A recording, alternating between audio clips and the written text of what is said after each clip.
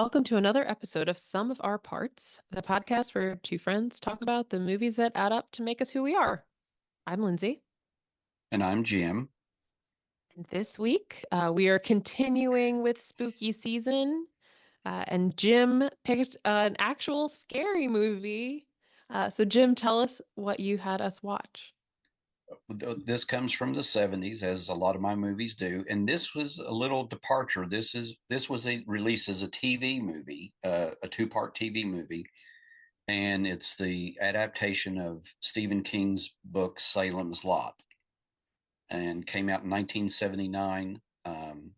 Again, like I said, it was released on network TV, so maybe not as gory as a lot of theatrical releases, but I remember very distinctly this movie scaring me a lot, and I'd read the book, so when the visuals came out, it was, for its time, it was pretty scary. So as we will discuss later on, maybe not so scary in retrospect, but for 1979 on TV, it was pretty spooky. So Yeah, I'm sure. So, I am not usually a scary movie person. Are scary movies something that you're into? Is horror a genre yeah, for you? very much so. So grew up watching late night. It was called Chiller Theater on Saturday nights in my hometown in West Virginia. But they would show the old, Frankenstein, the Wolf Man, the Mummy, all the classics, Dracula, of course, and during I watched a lot of the 50s B monster movies, especially like the where the big giant things, Godzilla, and then there was always, whatever the latest atom bomb made grow up to proportions, and then also the The creature from the Blob Black and stuff like Lagoon, the that. Blob, and but yeah, all those things, and yeah, and then on and on and on and on. But yeah, I like. I'm not into what's the word, slasher movies per se, Mm. but like, horror monster movies, whether it's aliens, that sort of thing. I've always Mm. been fascinated by, or really enjoyed that. So yeah, I like good scary movies. So Like the books too, right? Like you were saying, having read like this huge Stephen Stephen King King, fan, exactly. And then Jurassic Park and all those other ones.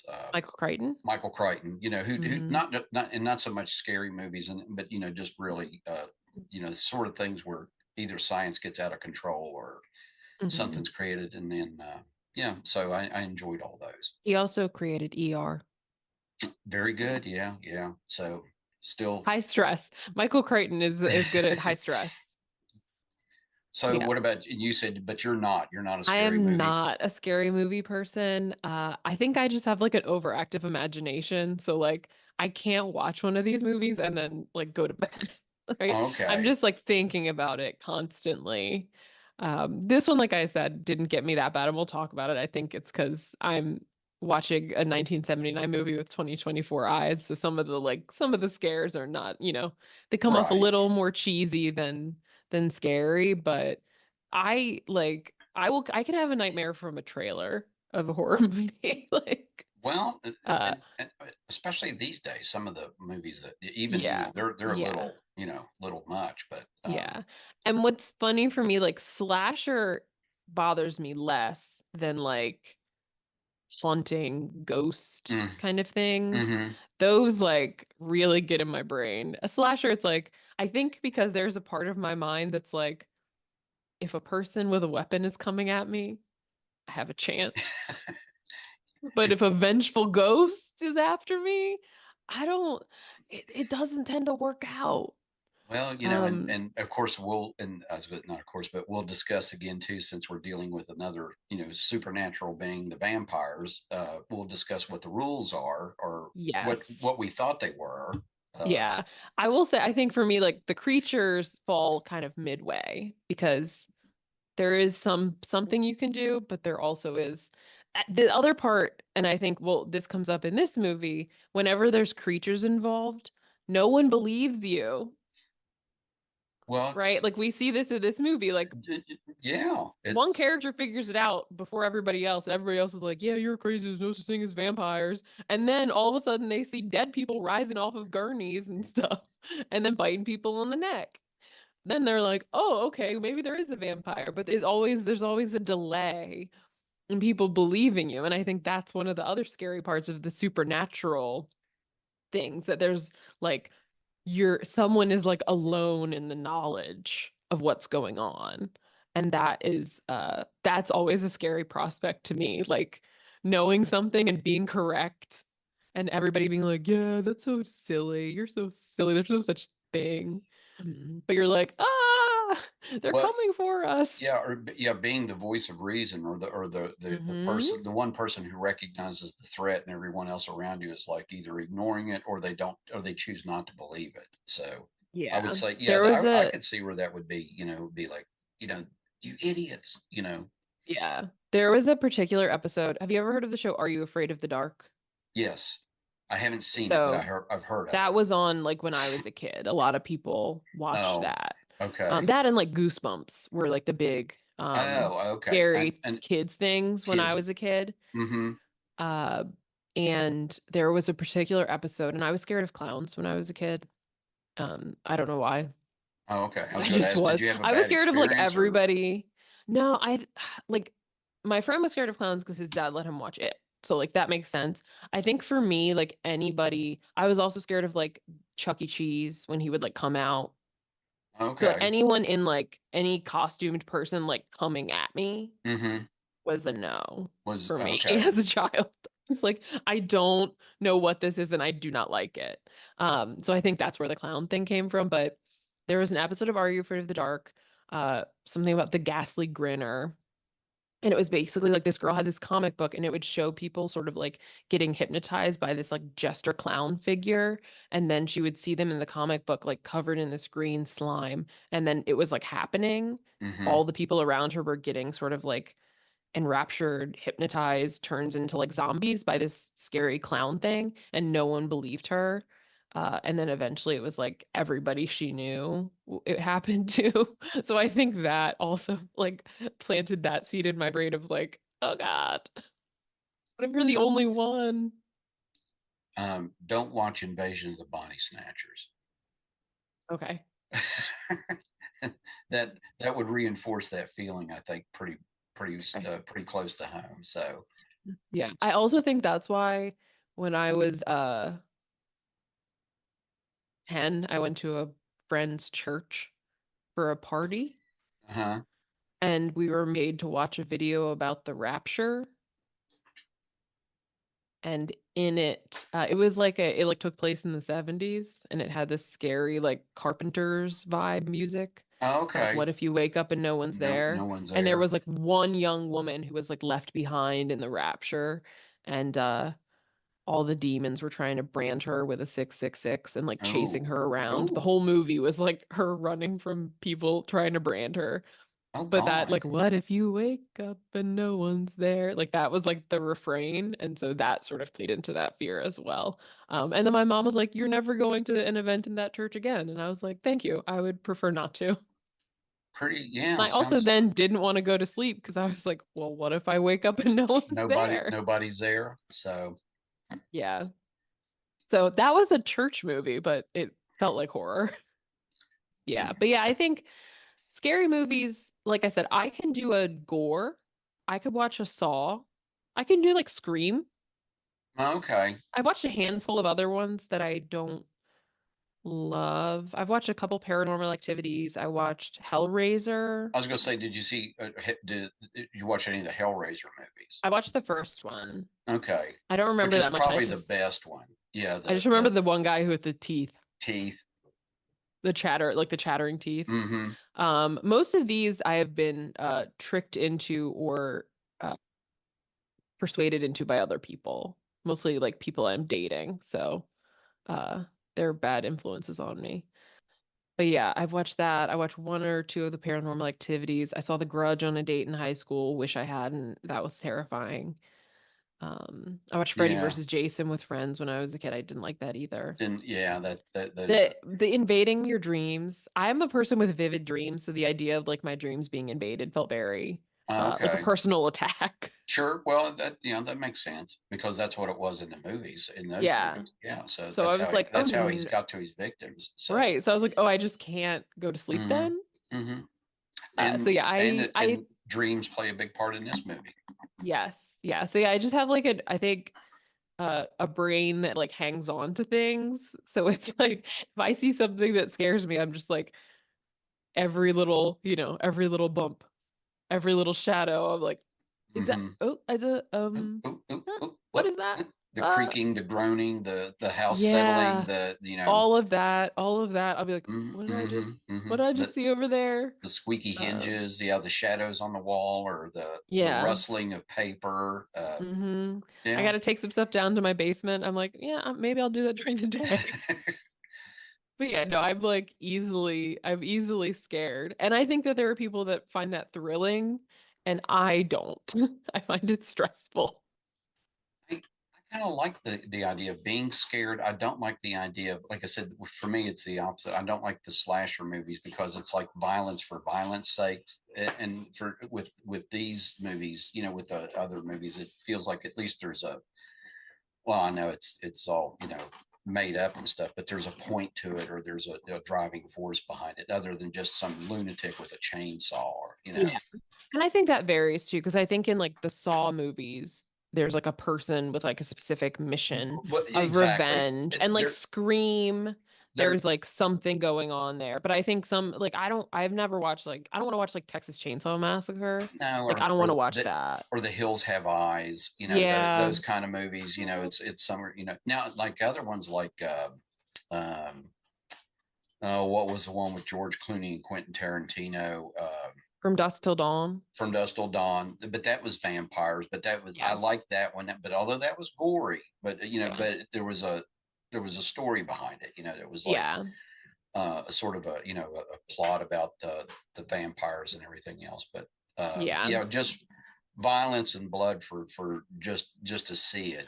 Yeah. It's like gratuitous nudity. Remember we were talking about another movie All where the boobs and Dirty Harry. in Dirty Harry, it's like, for what purpose, other than the fact that you got Yeah. to see, somebody's Yeah. boobs. So, I will also say, when I was a kid, especially vampires scared me. I think we talked about the Jim Carrey comedy movie, Once Bitten, with vampire Lauren Hutton pursuing him. Like it is a mm-hmm. comedy, and I was so scared as a kid. I think because I like had dreams as a kid that like there was a vampire and a werewolf both after me, and they were like Oh, debating who was oh, who gonna was going to who was get gonna you? get to turn me. Yeah. Mm-hmm. Which like in retrospect is like a comedy. And maybe one day I should write that, right? It's like if like Team Edward and Team Jacob, Mm-hmm. if they were like fighting over if they were like Over who gets, comically fighting over Bella kind of thing. Yeah, yeah. maybe that's how I'll turn that into something fun. But I was like really scared of Okay. vampires as a kid. But like, then I grew up and like I watched like Underworld and True Blood, and I watched the Twilight movies, even though I'm not like a fan. I watched them for comedy Mm-hmm. primarily. But yeah, then it's there's like funny, like there's things like What We Do in the Shadows and stuff like Oh that, yeah, where it's yeah. like comedy vampires and like that. I've come around on vampires. So, but yeah, And when I was a kid, even like sexy funny ones were scary to were me. scary to you. Um, Yeah.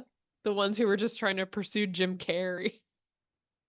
I was I trying. was like, I think this I've is a seen that, horror but I film. well, then I've seen the spoofs. There's been a couple. One with George Hamilton as Mm. Dracula, and then also one with Leslie Nielsen as Oh yeah, Dracula. that's the Dracula Dead and Loving It. Dead and Loving Some It, yeah. So where yeah, and the something like George that. Hamilton's, I forget what his is, but that's where he comes. He has a twist on the famous line about the wolves howling. He goes, "Children of the night, shut up!" Love at first bite. Love at first bite. Denise had it. So yeah. There we go. But George But Hamilton, playing the really good looking, very sexy, tan. very tan vampire, and I think it was set in the 70s. And he went to the discos and stuff, and that's where Mm, he would meet his victims.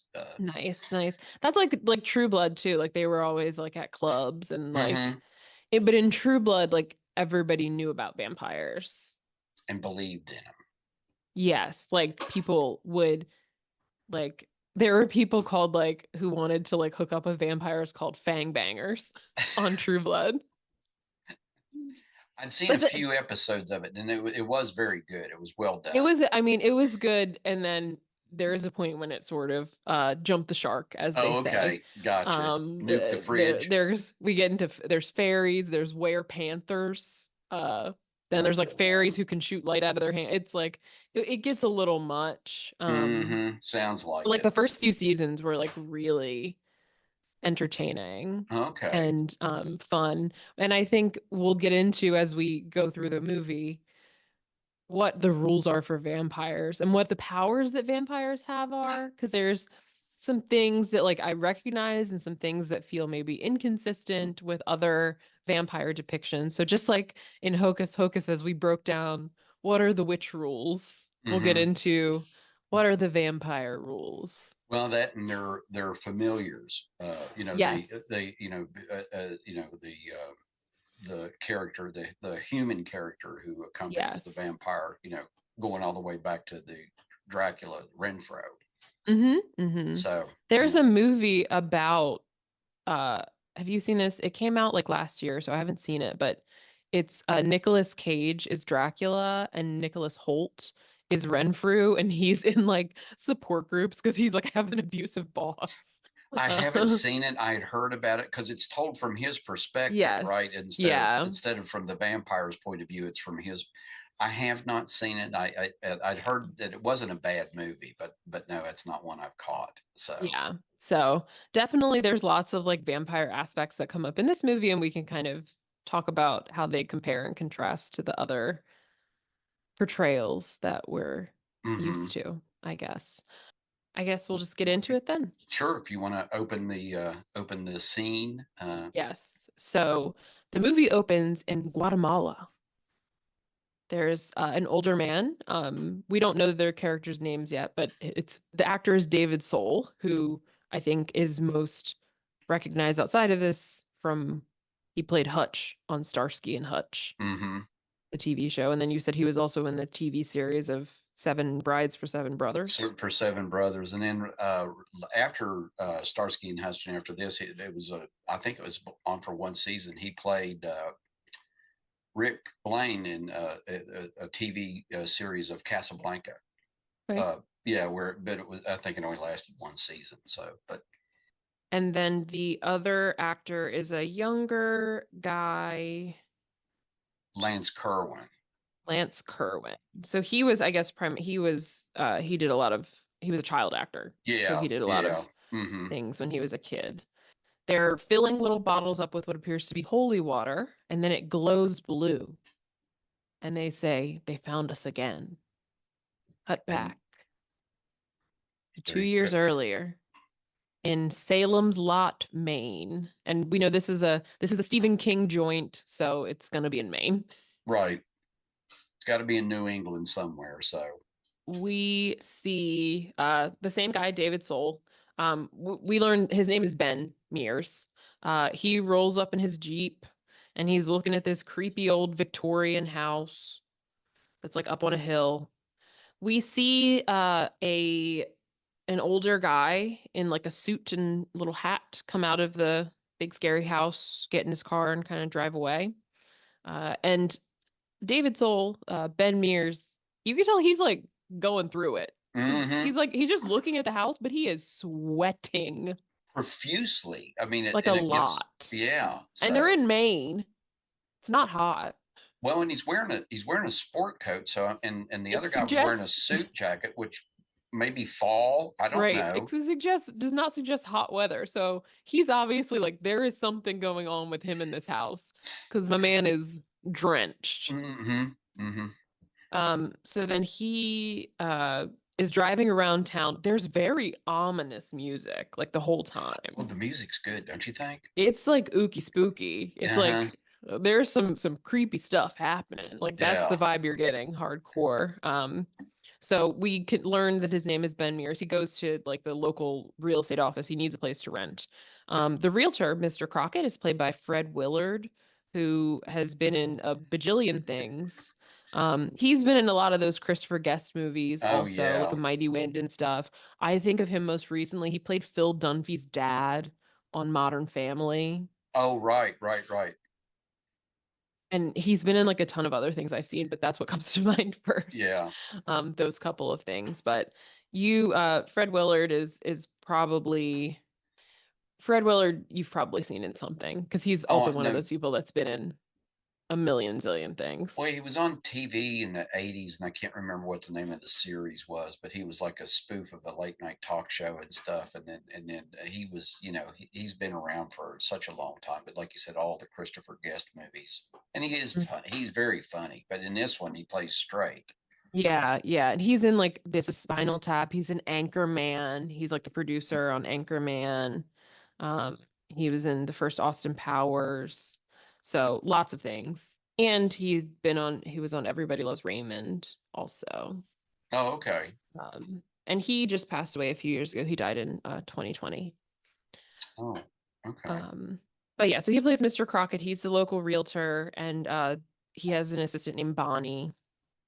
Mm-hmm. uh he wanted Ben wanted to rent that big old scary house, which seems kind of crazy because it obviously was stressing him I was out. going to say, I mean, I'm hoping that he has a lot of clothes because he's going to sweat through all of them if he stays Right. there. Or like So, some Xanax or something. But that's not available. It actually just recently sold. mm, They call mm, it the Marston House, mm. which we learn more about a little bit later, but that's recently sold, apparently to the guy in the suit. And there's nothing else available except for a room at this boarding house. So he's like, all right, I'll take it. And lucky enough, he gets a room with a window that looks directly at the Marston house. Who'd have thought? Who'd have thunk it? So, the man in the suit, we learned his name is he's Mr. Straker, and he's opening up an antique store. Mr. Barlow is his co-worker, compatriot, whatever, Mm-hmm. collaborator. And Mr. Crockett has obviously helped him get set up. And he keeps asking, like, oh, when are we going to meet Mr. Barlow? And he's like, oh, he'll be coming soon.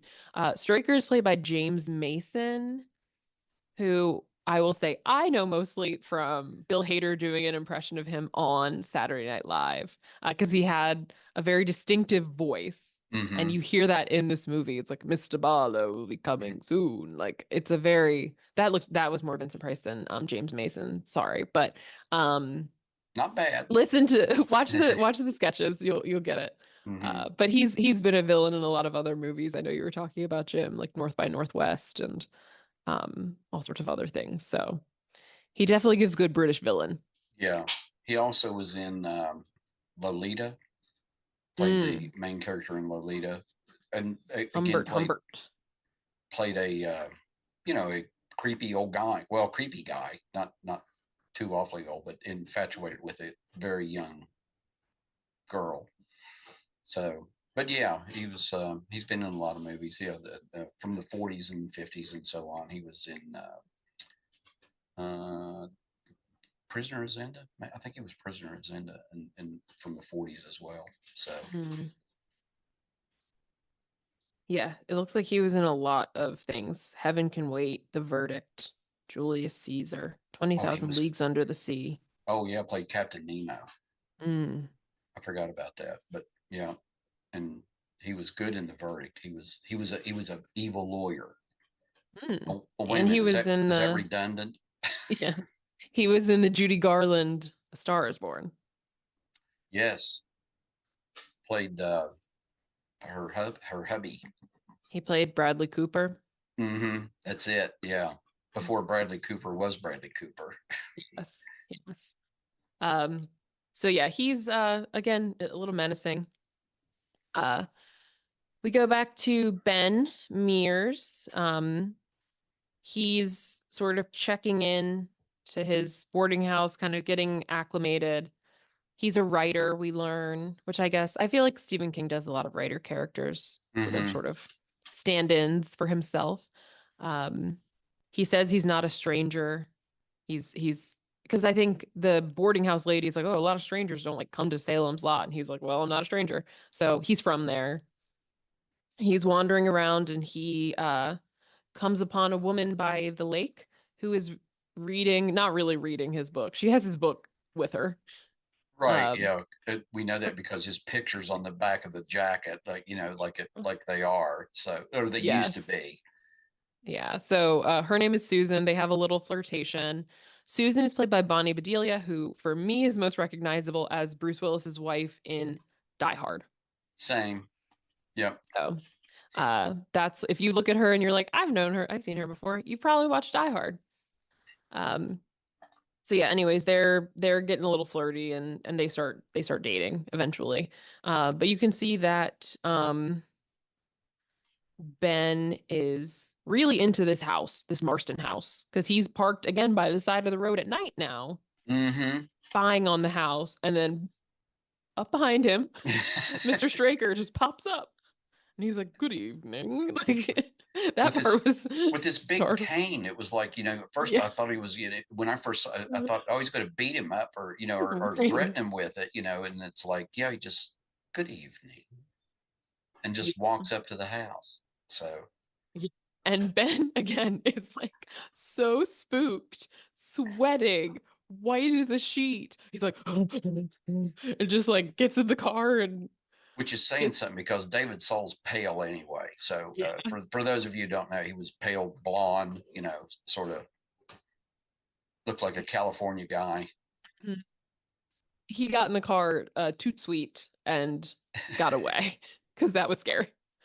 Um, we also kind of meet some of the other characters around the town. There's a sort of drunk that's the husband of the boarding house lady. He just like kind of hangs out on the stoop. The Weasel. Weasel, yes. I was like, Mm-hmm. his name is an animal. Mm-hmm. I almost said Flea, but I'm like, no, Flea's in Red Hot Chili Peppers.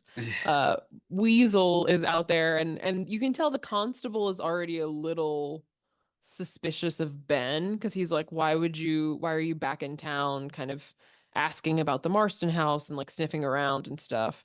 So he's talking to Weasel about him, and it's like, this seems like a great source of information. This drunk man sitting on his stoop. Well, he tells him, yeah, I guess Weasel is sort of like, he's sort of invisible to everybody in town. And then the, yeah, he says, well, keep an eye on him, Yeah. And and then Weasel looks at his writing. He goes into Ben's room and sees that he's writing about the Marston house. And we learn later, but there's a lot of history in that house, like lots of people dying, children going missing whenever it's inhabited. There's rumors that it's been haunted, that the last person who lived there, the Marston, Mr. Marston, I forget his first name, that he was like abducted, was Hubie Hubert? something like that, Yeah, Hubert that Marston. he was like abducting, he was like a child molester. He was like Yeah, abducting children and then he killed himself there. And we'll talk more about why that's meaningful to Ben. But so it's a kind of a place with a reputation, and it's sort of one of those things that people are like, well, why are you asking questions yeah, about it now? Um, we get a little bit more of like the rest of the townspeople. Ben is driving around. There's Mike the gravedigger is hanging out with his dog at the cemetery. Bonnie from the real estate office, she has a sort of oafish drunk husband. They give sort of like Alan Peg Bundy vibe. is their Yeah, feels their dynamic. Yeah. and I, Um, can I point out also? It yes. seems kind of apparent that Bonnie and uh, Fred Willard's character, Mr. Crockett, are having a thing. Yes, which So we confirm later, but you definitely get get the that vibe because she's like they're vibe. calling each other like pet names and stuff. Yeah, uh-huh, They're yeah, very they're very familiar in a yes, way that yes, perhaps coworkers should not be. probably not. Um, So, Eventually we see Ben is having dinner with Susan and her family. So she's like from there, she left and went to college. She came back and she's like a teacher there. So she's living with her parents, I think. Hmm. Her dad is a doctor. He's like the doctor. Like Yeah. everybody is like, call Dr. Norton. Yeah. Like old Doc Norton will take care of that. So, Yeah. Like even when the kids are in the hospital, it's like well, presumably there's other doctors there. I was getting ready to say, plus, yeah, he's like I guess he's the only doctor because he's also seen everybody in the hospital. So Right. And it's like also he's involved in autopsies. evidently He's also doing the town everything. coroner. Yeah. So He's doing all of it. a jack of all trades. That is a small town vibe. Like there was a guy I knew in my grandmom's small town who was like he worked for the cable company, so he would come Hmm. fix your cable or internet, and he mowed people's lawns, and he worked for the funeral home. So like when someone died, he went and picked up the body and Picked up brought the it to the bodies. funeral home. So Just Mr. Jack of all trades. yeah, So yeah. yeah. Hmm.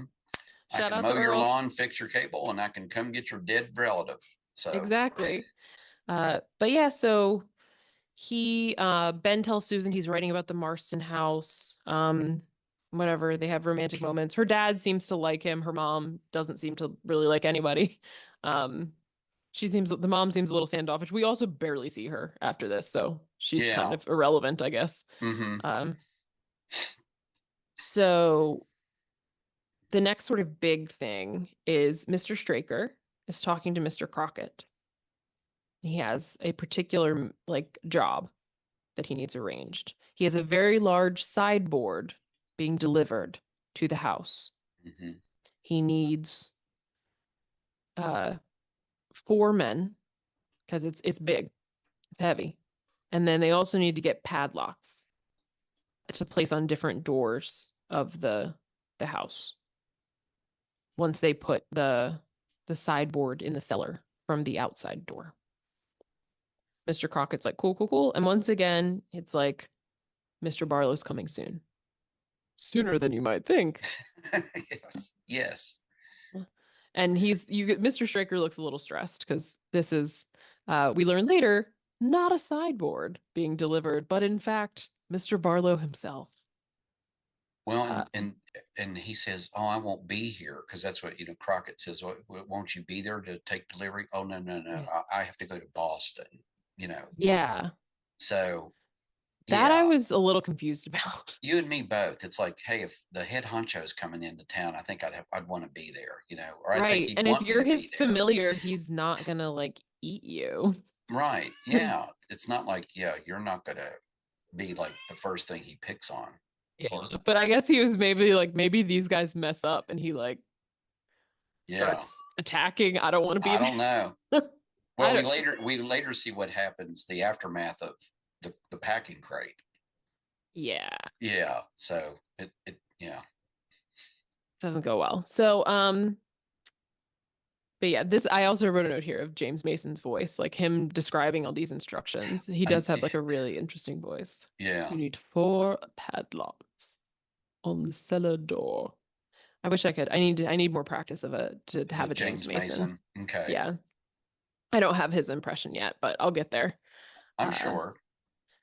Ben is back at home. He's visiting his old high school like you do, hanging out Mm-hmm. with his old teacher, Mr. Burke, who does not seem to know him at first, but he's like, "Hey, I'm a writer now, and I wouldn't be a writer except for you." And he's like, "Oh, okay, cool. Yeah. Oh, who are you?" Yeah. Who's and his old teacher is played by an old actor, Lou Ayres, who played Dr. Kildare on the radio. So he's up there, but he was And he he was was in in a lot of all movies in the 40s and stuff. All Quiet on the Western Front Uh-huh. from 1930. I was gonna say the original one. Mm-hmm. Mm-hmm. I have not seen that one. I did see the recent one though.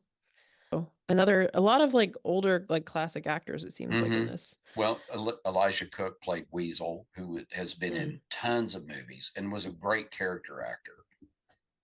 Hmm. He was in a lot of Humphrey Bogart movies. The Maltese Falcon, Mm-hmm.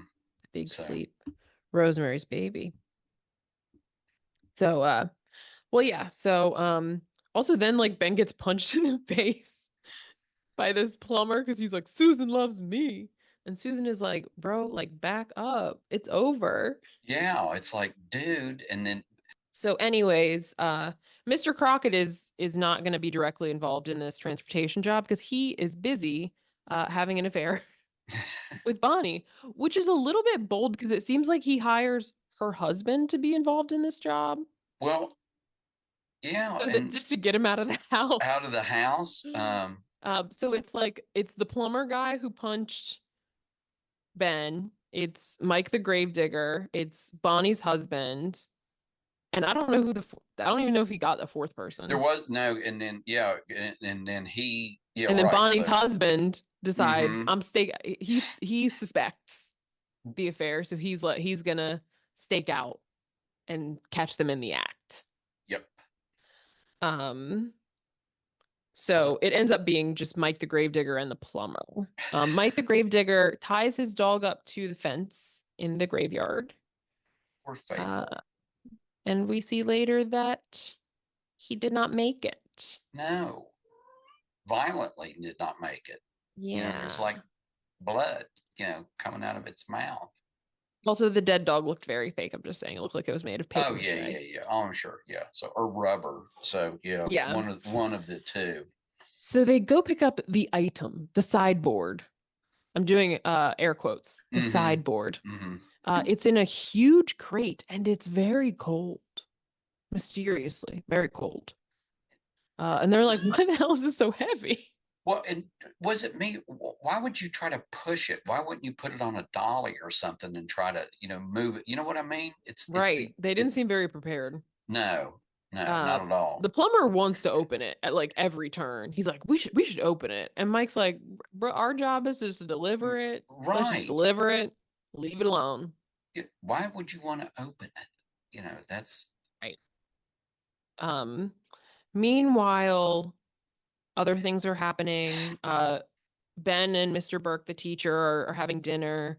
He learns about this boy, Mark, who is the boy that we see at the beginning. He's sort of like the new Ben, basically. In the school, he like wrote the school pageant and is starring in it. He seems like a little nerdy weirdo, but in a fun way, which is useful to him later. mm-hmm. Um, and Ben is still obsessed about the Marston house, and he starts asking Mr. Burke about it. And its reputation for being haunted. And he says that when he was a kid, he went up to the house on a dare, like kids do, and he saw a ghost. He saw Hughie Marston hanging because that's how he allegedly died. He hung himself, and Right. he like looked at him. He looked at Ben, Mm-hmm. which is clearly why Ben has an immediate reaction of fully sweating as soon as he sees the house. Um, But still wanted to rent it. Yeah. He was like, I'm giving myself exposure I, therapy. I I'm getting guess. over this. Mm-hmm. And he asks, this is a question that he repeats a lot. Do you believe a thing can be inherently evil? Like, do you believe this house, like the materials, the brick, the wood, the carpet, has evil in it? Like, because like everyone, either there was Hubie Marston and like people were disappearing and he killed himself, and before the person who built it like killed his family, and like Mm-hmm. kids have always been disappearing. So it's like there's this history in the house. So it's like, do you think that there is something inherently evil about this place? Which is a question that he asks a few times. Yeah. Um, so back to Mike and the plumber. They're still driving the crate. It appears to be moving a little bit. And it is still it's made their whole truck cold.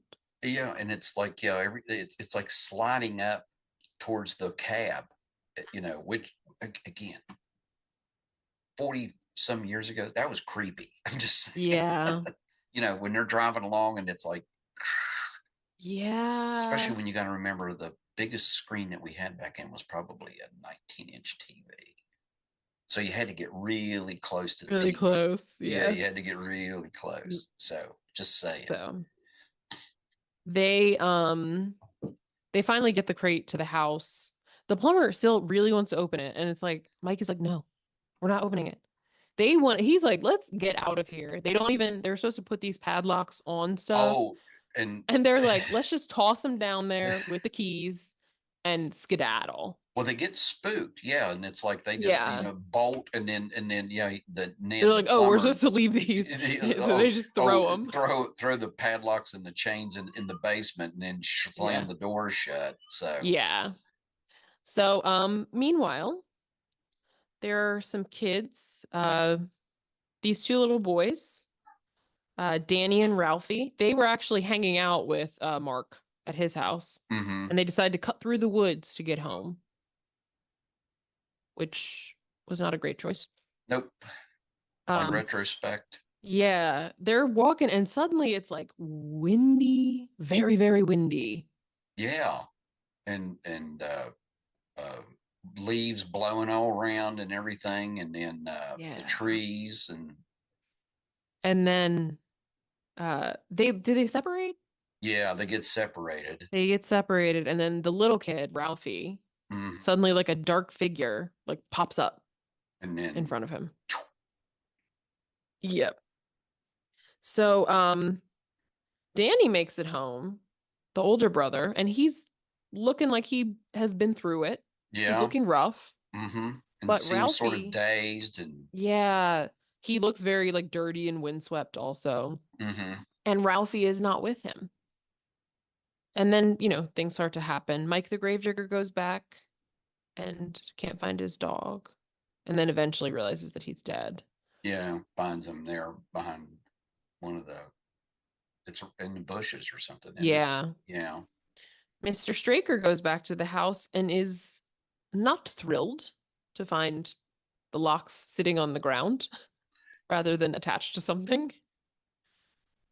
And we see the packing crate Yes. has been demolished. Yeah. It's Sort not of, whatever or whomever was in the crate is no longer there. and it wasn't Um, like pried apart, it was busted apart. The boards are broken, and yeah, so and then Mr. Straker pulls something out of his trunk, small black bag, which he unwraps to show us little Ralphie, whatever his last name is. Glick, Yeah, Glick. Ralphie Glick. No relation to Jiminy Glick. Yeah, I was gonna say that reminds me of Jiminy. So yeah, little Ralphie Glick is there. So that's concerning. That's perhaps Mm-hmm. perhaps our first clue that something is amiss. Is a miss. So And as we said, there is a history of children going missing whenever this house is occupied. So appears the pattern continues. Meanwhile, Bonnie's husband catches her and Crockett mm-hmm. uh, canoodling and holds them at gunpoint. I wrote a note here. I do not care about the cheaters. Where is the vampire? Well, there is a lot Anyways, happening in the beginning. It's sort of like, all these pieces are being moved around on the chessboard, it yeah. seems like. Yeah. So, So, anyways, the husband, his gun's not loaded. He's just trying to scare Fred Willard. He has him running out scared in his silk boxers. And but then there's like a figure with like a mm, scary claw mm, hand right mm, in front of him. yeah, And also then the drunk husband seems to hit Bonnie, which I didn't love. closes the But door, and he then you closes the hear, door and then you hear her yeah, yeah, screaming. So it's screaming, like, yeah. well, And then later on, we see Bonnie has a black eye yeah, so didn't and love some, that. It's oh, Happy Domestic no, Violence Awareness Month, everyone. Um, yep. but So, yeah, so arm yourselves, anyways, ladies. yeah. Sacrifice your husband to vampires. Ben and Susan are at their usual spot by the lake or whatever, Don't you necking. find it a little odd that they're like in their 30s and they're out, Yes. they're acting like teenagers out by That's the what I'm saying. lake? That's why I said necking by the lake. Like, get out of Yeah, here. it's like, dude, you got a room, Mhm. and And then they find Mr. Crockett dead in his car naked. Well, not naked, but in the boxers. in the boxers. So, Yeah, and he's just slumped over the wheel. don't you like it when his head hits the horn? Yeah. So then like they call the police and they're trying to tell them everything they know, which like they don't know that much because they didn't see what happened. And the constable seems really annoyed, and Yes. Ben's like, I mean, I'm telling you like what I know. Yeah. Was it a The car? constable's Was it a like, truck? and he's like, well, was it a car or a truck? It's like, well, I don't know. I didn't see it. Yeah. I heard a vehicle. Meanwhile, at the Glick home, Danny is sleeping, and then he wakes up. He's sort of restless. He's not sleeping well. And then he opens his eyes and there's like a bunch of smoke outside of it. He has a large picture window, first of all. Um, And so do a lot of other people in this that Strangely live in enough, this town. everyone has Yeah. these beautiful, it's supposed to be a thing in Salem's Lot. I It's the guess so. architectural feature, Whoever had the window consignment there made a killing. So right? That's a lot of pains. it's Um, so there's like smoke by the window, like some, again, more of this eerie, scary music. And then Ralphie is in some pajamas, just floating at the window, scratching at it. He's looking rather undead, I would mm-hmm. say. Pale, dark circles, glowing eyes. It's not a great look. Um, Actually, I thought it was pretty good. well, It was he's good not for looking. it was It good was. special effects for the Oh yes, it was time. good special effects. I'm saying he's not looking good as like he's not an Eh, alive child, no. obviously. Did you wonder how he got into pajamas? Yeah, I was like, Because he do they wasn't like wearing pajamas when he took him. do they dress their dinner at I at the Marston house? I don't know. I just Um, wondered that. It's like when people want like a fancy plate. It's like I want a good presentation if I'm about to eat. Uh, but Danny seems sort of like hypnotized and gets up and opens the window. Um, Again, Ralphie floats in and you can see closer up. He's got these, all the vampires in this movie have these sort of like neon yellow, Hmm. green eyes and the vampire teeth. This is where I also note Ralphie is like when he floats into the room, it's like he doesn't know what to do with his hands. His hands remind me of Ricky Bobby because he's just like keeps Hmm. doing the same motion. I was a little bit unclear what happened here because maybe like Danny just like passed out or something because then he ends up in the hospital and Ralphie comes to him again Well, I and think then he we see him bit bite him the him. first time, and then it's sort of like that's the beginning of it, and then the second time it's when they turn them. So Okay. Yeah. vampire That's lore. well, let's talk about vampire lore. First of all, the hypnotizing. That is Mm, something that like on True Blood they call it glamoring. mm, They can like, they look in hmm. your eyes and you're ooh. Yeah, you sort of bend to their will. Yes. So that I think is a common one. The Hmm. turning I think is maybe different depending on the the particular piece of media. Because in some, like in True Blood, like they have to bite you, but like you also have to like drink some of their blood too. Blood. And The I like think the that's what it vampire that was bit in you. Interview with the Vampire too. I think that's Yeah. with that. Now in Dracula, it was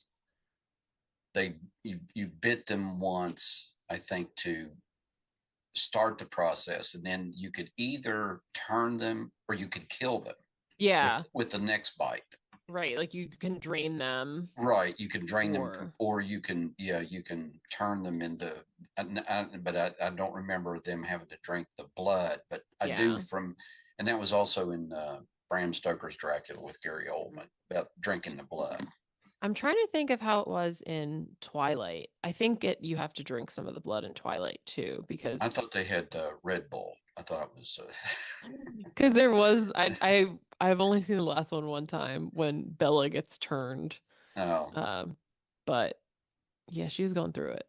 Um, but yeah, because it's interesting because it is like, well, how do you like differentiate between like a I'm turning you bite and Mm-hmm. I'm drinking your blood bite? Drink, yeah, just I don't, yeah, I think the first one is to put them under their spell or whatever, and I guess the second one, the next one is to turn, Yeah. because all the people seem to be, that they get the first, the next, the victims are always like sleepy and, Mm. weak and pale, and then Flu-like symptoms. yeah, pernicious anemia. Pernicious anemia. Yeah. they after Ben and Susan talk to the police, they go home, and then we learn that Susan's dad has to go tend to Danny Glick because he's going to the hospital. Because again, apparently Dr. Norton is the only doctor Mm-hmm. in town. Um, and Must be a Ben's busy like, guy. right? Is he ever home? He I seems know. remarkably easygoing for having all that to do. I know. But Ben's like, oh no, all this stuff has started happening since I got here. Mm-hmm. Is it something to do with me? And it's like, well, no, Yeah. not really. Yeah. Yeah. This is But an unfortunate coincidence for you, Ben. yeah.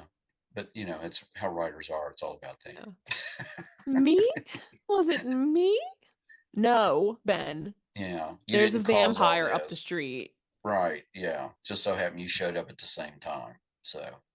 So, everybody, a bunch of the men are like searching through the woods for like evidence about like where is Ralphie, what happened to Danny, and Ben is one of them. He finds a strip of black fabric, and it's like he suggests maybe it's from Mr. Straker's suit, but it does not look like suit fabric. It didn't. I didn't think so either. It looked like I couldn't remember the name of what I was trying to think it reminded me of. But yeah, it didn't look like it It come off looked a more like a suit. gauzy kind of fabric, like a Mm-hmm. Yeah. lightweight, Right. gauzy linen kind of thing. Right. We saw these figures pop up, and it seems eventually we realize this is Kurt Barlow's like robes or whatever. Whatever they are. Yeah. Because Mr. Straker brings his suits to the constable to inspect them, and Mm-hmm. they're fine. The Although constable is good yeah, police work, wouldn't you think? Like, let's go up and see how many black suits you really have. You say you have right. two. For all I know, you got a dozen. And the one that you tore in the woods while you were, Yeah, you kidnapping left the it in the Glick kid. closet. Yeah, exactly. You didn't bring it to me. You Yeah. know. Anyway. The constable is looking, he's like, okay, he's also sort of like Ben. He's like, okay, the three people that have come into town or are coming into town since this stuff started happening was Ben, Mm-hmm. Mr. Straker, and this mysterious Mr. Barlow. Mr. Barlow. Um, That makes me think there's one of the Real Housewives on one of the shows I'm watching. Her name is Lisa Barlow. Oh yeah. So just imagining her. Yeah. They Can you open imagine? the Yes. casket and it's her being like, "Hi, hello, baby, gorgeous." I'm Um, Mr. so Barlow. the constable's trying to figure out if there's any connections between them. Ben goes to Dr. Norton and he's like, listen, I have all these concerns with Mm-hmm. like Mr. Crockett and the Marston house. Dr. Norton's like, Crockett had a heart attack. Danny had an asthma attack, or maybe pernicious anemia, or maybe something we're not really sure about. Mm-hmm. But Dr. Norton is like, this is like, he's very much like, I'm a man of science. This is medical. Ben, you're Right. cuckoo. There's a logical explanation for all this. Yes. But Danny's hospital room also has a big old window. Oddly enough, looks just like the one in Danny's house. Weird. They were like, oh, he'll feel at home. Mm-hmm. We'll put him in this room with the big window. And Exactly. we get Yeah. the same drill, the smoke, the music, floating Ralphie with the glowing eyes, scratching on the window. Danny comes and opens it again. I will say Ralphie is looking a little bit more dead Mm-hmm. this time. Yeah.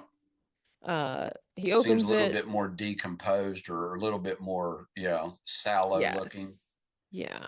Yeah. So Danny comes in and we see him this time bite him on the Bite. neck. So if you had any doubt that this was a vampire situation, there it is. Rest assured, Um, it's a vampire. yeah, a nurse comes in at some point and screams. Well, Danny's laying there like, Yeah. that is kind of creepy, that Yeah. pose that he has in bed with his eyes open and.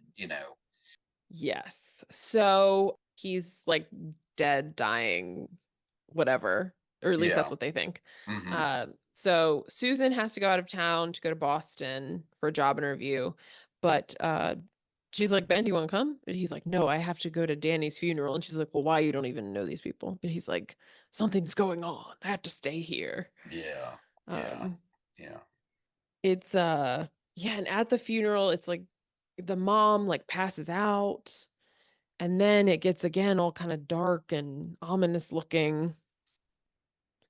Later, Mike the Gravedigger is filling in the grave, as one does. And then it gets all windy again. Mm. This is not a vampire rule I was aware of that the vampires cause wind. Didn't know this either. This was a new one on me that they can cause windstorms. So, Yes. mm-hmm. They're like Storm from X-Men. They have Yeah, that power too. evidently. So but yeah, then he's clearly like hypnotized and he's because he's just kind of standing in the grave, looking at the grave, and then he jumps in and opens the Which, casket, and which then is kind Danny of like freaky that he jumps like right on the casket. It's like, yeah. and then he opens it and Danny's there, eyes open, yellow eyes, and then he pops up like Uh-huh. that part was a little like, oh Mm-hmm. goodness. Oh yeah, yeah. There's like several scenes that for lack of a better, jumps out at you, and that was Hmm. one of them. That was creepy. Especially I imagine if you're like close to the screen Mm-hmm. and it's like, oh, here he is. And you can tell these people have to be hypnotized because they're not like putting up a fight. No, They're they're just like presenting the neck. yeah, and he's not like going to he's not doing it. You can tell of his own accord. Like that would be a good idea if I jumped in the cat into the grave into an Uh, open grave. Jeffrey Lewis is Mike the Gravedigger. he was not someone I was familiar with. No, but he's appeared according to Wikipedia in more than 200 films. So the man worked a lot. So Yes. um, Ooh, principally known as his working with Clint Eastwood and Robert Redford. So yeah, good for him. he was a great character actor. So and Juliette Lewis is his daughter. Oh. Well, I know Juliette Lewis. Yep. So now you know where she gets her acting chops from. There we go. Oh, he was on an episode of Criminal Minds and an episode of House. Yeah, he was in like a million things. Oh my goodness. Oh yeah. Uh, so Mark, who's the boy who is friends with the Glicks, his mom is worried because he's like not like sad. He's just like doing magic in his room. Yeah. And the So dad's like, it's okay. He's like got his own process. And he goes up yeah. and he's like, Dad, let me show you how I can get out of handcuffs like Harry Houdini or whatever. Um, the cops can't find any connections between Ben Mears, Straker, and Barlow. Ben Mears is hanging out again with Mr. Burke at the appears to be the same bar. There's probably just Mm, one. Talking about how it seems like everything connects to the Marston house, like every weird thing that happens. And then Mike the Gravedigger stumbles in and he is sick. mm, mm-hmm. And Air quotes, yeah, sick. sick. Well, that's what he says. And he should know. Yeah, He so does look pretty bad though. He looks pretty worn out. yeah. Yeah. So Mr. Burke is very concerned about him and he's like, okay, like come stay with me. Like I'll take care of you. Meanwhile, at Mark's house, he's having his little restless sleep in front of his big old window. And I just realized I wouldn't want to be the window guy. I want to be the guy that sells Windex. yes, be the window cleaner in town. Yeah. Uh, No, I just want to sell the Windex. you I don't sell the want to clean the Windex. windows. Yeah. Okay, So fair, yeah, fair. let them do it. Yeah. Um, and we get the same drill. There's the smoke. Mm. And now Danny is floating outside of his window Mm-hmm. with his pale skin and yellow eyes and pointed teeth. And Danny's in pajamas Yes. instead of his suit that he was buried in. CM pajamas. I thought he was in his suit at that moment Oh, I'm sorry. You're right. You're right. because he had the brown suit. You're mistaken. I'm mistaken. I'm sorry. Yes, you're absolutely correct. Yeah, when you said that, I was like, wait, I do remember the brown That's suit. right. I forgot about that. So, But it is still weird that Ralphie was in the pajamas. I guess they mhm. changed him before they turned him. That's strange. Maybe, But I guess so. Danny's like, open the window, let me in. But Mark, this is why it pays to be a nerd because he probably reads and watches movies. Mm-hmm. He knows Mm-hmm. what's up. He was like, this is a vampire. Mm-hmm. Hmm. Let me go on my little table of models and pick up the cross and get him out of here. So he repels him with the cross, and Danny sort of floats away. He's like, you know, Yeah, hissing at him. snarling and yeah, hissing like a Um, frightened cat. but Mark is like, okay, well, I'm gonna lay back in bed, but like keeping the cross with me, as one should. I Hmm. was looking around my house last night when I watched this, like, do I have any crosses? Let me pull a Ben and tape some tongue depressors together. I'd forgotten about that. Like now, that's creative, buddy. When you're making crosses out of tongue depressors and medical tape, Yeah. and then Uh, blessing them. yes. Yeah, like he has any power to bless anything. Right. Right. And he was just like saying like Hmm. random, Yeah. just like reciting proverbs like Hail Hmm. Marys and Right. Our He, re- Fathers he and reminds me of Benny and the Mummy, where when the mummy comes at Benny, the little oh security guy, yeah. and he says stuff in Chinese and whatever, and he finally comes up with Hebrew, Mhm. but he's got like every amulet around his neck. He's got crosses. He's got the Star of Yes. David. He's got the Just need a Ankh. cat. Yeah, exactly. Yes, keep a So cat on you at all times. yes. And somebody else is starting to catch on too, because Mike has a bite on his neck. And Hmm. Mr. Burke is like, something is afoot here. He's looking a little worse for the wear. I was actually worried. I was like, has he been bit? He had not, but he calls Ben in the wee hours. He calls the boarding house and has them wake up Ben in the wee hours. It's like 4 in the morning. Hmm. And he's like, bring me across. So Ben gets across from the lady that runs the boarding house and goes to Mr. Burke's home.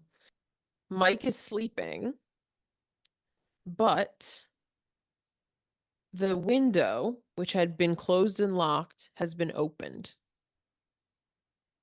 and he has no pulse. So presumably Danny has visited him again Right. to give him another bite. But the marks are gone too when they try to when Right. Burke Yeah. tries to show Ben. Which is never explained. Yeah, no, it's not. Um, so they talk to Dr. Norton, who still does not believe. You The fool you. You fool. Dr. Norton, Doc, you come have to on. believe. Exactly. We're piling up evidence. There is empirical data. Um, the antique store opens. That's the store that Mr. Mm, Straker has been mm. sort of. Is it Barlow and Straker or Straker and Barlow? I can't remember. I remember there was a plaque on the thing, and I can't remember how the names were. I So, think it was Barlow and Straker, mm-hmm, but I'm not 100%. mm-hmm. So Ben goes in there because Ben's like, this Straker character is suspicious. So he goes in there and is talking about the house, and he's asking him, "Do you think it's inherently evil?" And Mr. Straker's like, "What the hell are you talking about?" Like, Yeah. he's like, "You are Just like I silly." believe trees have souls. You Yeah, know. he's like, "You are goofy." Oh, you're the writer. Yes. This is when the plumber revisits Ben at his boarding house and beats him up Oh, a little more thoroughly for before stealing his that, girl. Oh, can yes. can I interrupt? I'm sorry. Yes. Before that is my favorite line in the movie where Okay. they're at the store, at the Mm-hmm. shop, Mm-hmm. and David Souls being asked, about Mr. Barlow, and James Mason says, "Oh, you enjoy Mr. Barlow, and he'll enjoy you." I always thought that was so ominous the way he said it, and then like Ben sort of looks at him like gives a little double take, like, "What do you mean by that?" He'll Okay. enjoy you, not enjoy meeting you. He'll enjoy Right. you. Maybe, or did you look plump and delicious, Mm. full Uh, of full of blood and vitamins? But anyway, so um, yeah, so we go back, and then yes. Ben gets his Now clock he gets cleaned. he gets beat up more thoroughly and ends up in the hospital. Mr. Burke, again, he's like, well, I know this is a vampire problem. We see him, he's reading a book about vampires. Mm-hmm. He's hears some noises. He goes to investigate with the cross. This part was maybe the scariest part to me. Oh yeah, Mike the this was Gravedigger creepy. is up.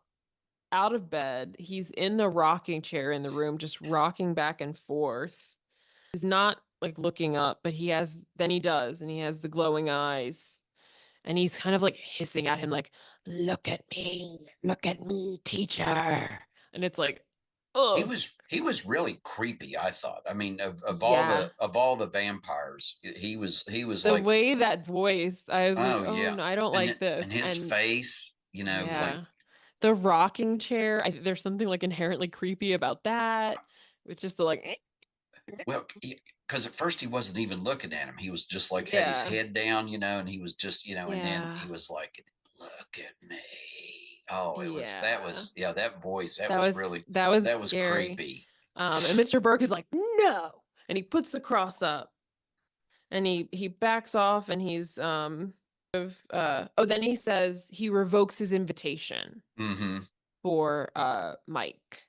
And then I revoke my invitation.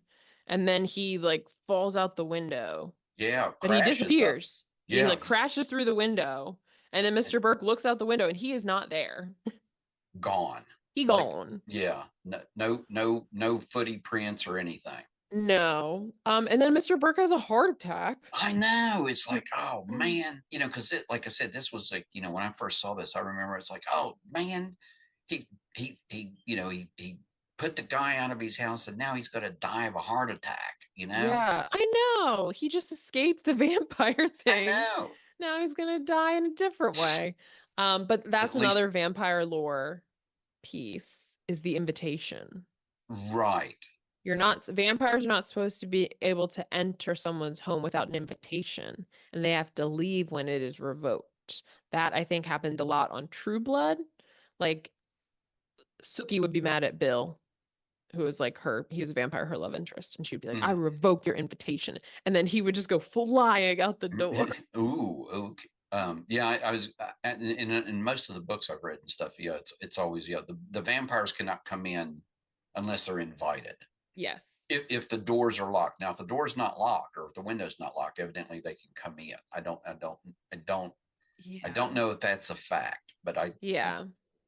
We'll get there because we seem to have some different rules for different yeah. vampires in this too. So So and if there are any vampire experts out there in our listening audience, by all if means, Buffy, if you're listening, please tune in. yeah, Um, I don't know why this reminded me. I was thinking about the movie. Have you ever seen Forgetting Sarah Marshall? I have not. Well, you should watch it because it's funny. But in it, the main guy, he does like scores for crime shows, but his like passion project is a Dracula puppet musical.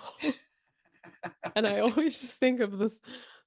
He sings like a song from it, like at a bar, Uh, and uh, everyone thinks it's weird. But he's like, "And if I see Van Helsing, I swear to the Lord, I'll slay him." Anyways, um, I gotta watch it now. I'll send you at least that clip. Okay. It's Jason Segel like doing but he's like singing in like a Dracula voice. Anyways, the plumber who beat up Ben is in jail Mhm. because that's a crime. You can't do that. Right. And who should visit upon him but Mr. Barlow himself? And this is when we get, I think, our first like full view of him. Right. Yeah. And he's not cute. No.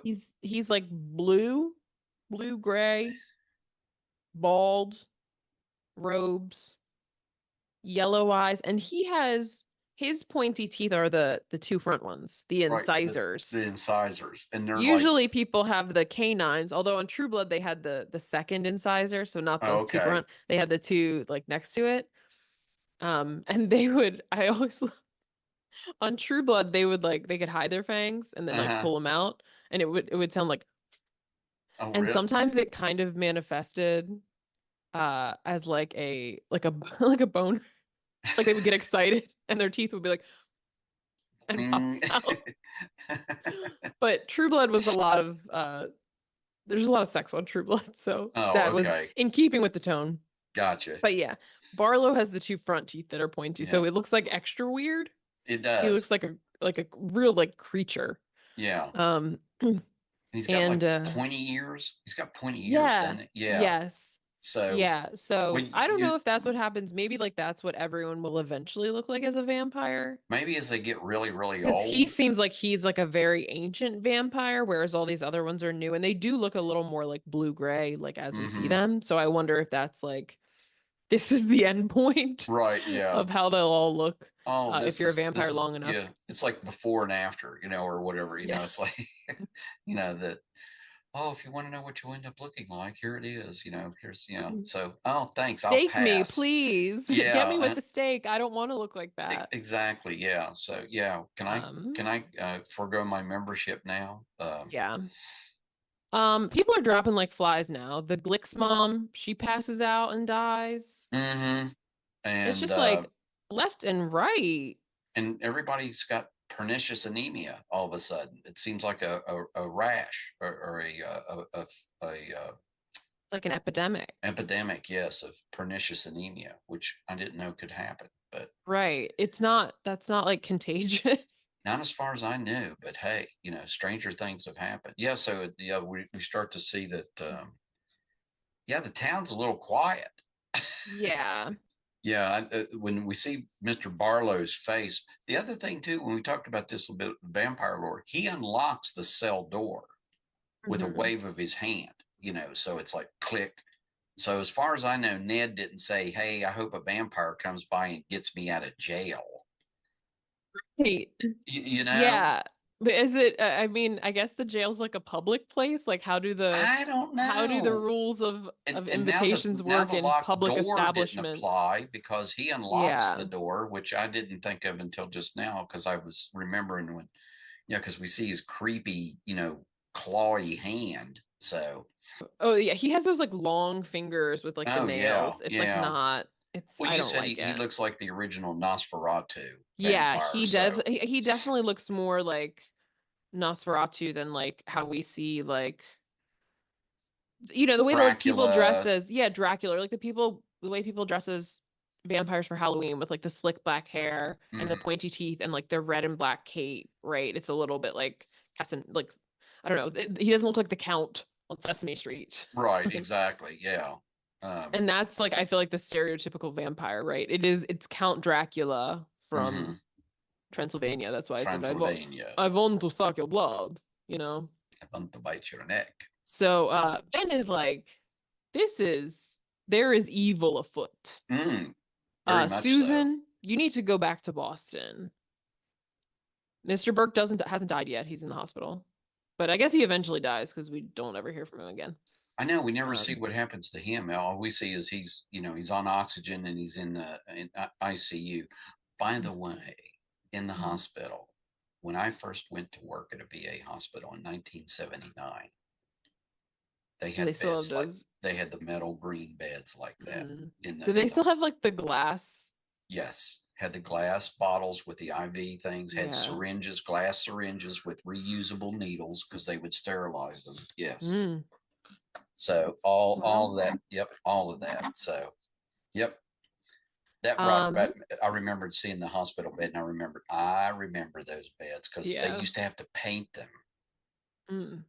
Yeah. So Interesting. Yeah, yeah. it made it very more jarring when Danny gets out of his hospital bed to go open the window because he like pulls on the IVs and they fall over and Mm-hmm. crash. Yeah, and the bottle Uh breaks. Yeah. yeah, the Yep. glass shatters. So it's like, Mm-hmm. oh gosh. Yep. Um so Ben and Susan are going, they're on their vampire research mission. So they go talk Mm. to the local priest who he's like, well, we don't really like believe in like evil with a big E anymore. It's like Yeah. little e evil. I thought that was, yeah, I forgot. Yeah, that was a great explanation about, oh yeah, in this century we downplay, Yeah, we're in just like the sort of day-to-day evil. We're not into like yeah, the evil. evil. Um, but you can pick up some holy water and crosses and stuff there. Ben talks to Dr. Norton and he's like, "Listen, something is happening." So Dude. they're gonna try to figure things out. They decide, Mrs. Glick, her body's still in the morgue. They're gonna go check it out. They tell Susan and her mom. We don't ever see the mom, but she exists. Protect yourself with like crucifixes, crosses, and surround the house with hawthorn, which I didn't know. And I think you were saying I didn't know that was a vampire warding off thing. I was trying to Google it. I saw that like people used a stake of hawthorn, but I didn't Oh, know that hawthorn in and of itself would be no, I always thought it was garlic. repellent. You know, Yes. you hung like, the thing of garlic, or whatever they call that, a Yeah. bunch of garlic, whatever. But yeah, I didn't know Hawthorne. I didn't even know what that was, except This that makes unless it was sense. Nathaniel Hawthorne, then I would be scared to go near that because I didn't like his writing. I would die of boredom. Exactly. This makes sense. Hawthorns have strong associations with fairies. And so if you have seen True Blood, the fairies can defeat the vampires. Oh, Um, see, I didn't know and that. starting in Serbia and spreading through the Balkan region, it was believed that only stakes made of hawthorn or ash could kill a vampire. Really? Okay. So, yeah, So what is Hawthorne? Is it like it's a it's a particular kind of wood. wood? Okay. Yeah. And Oh, so I guess the what they have hanging are like the little twigs of hawthorn from like a tree. okay. It is a material, for example, in Harry Potter that people have wands made of hawthorn. So it's just kind of wood. Oh. See, Yeah. didn't know that. There we go. Look at this botany lesson. Mm-hmm. There you go. Or wand So lesson, whatever. yes. I mean, that's how I know it, Harry Potter. So you can learn things.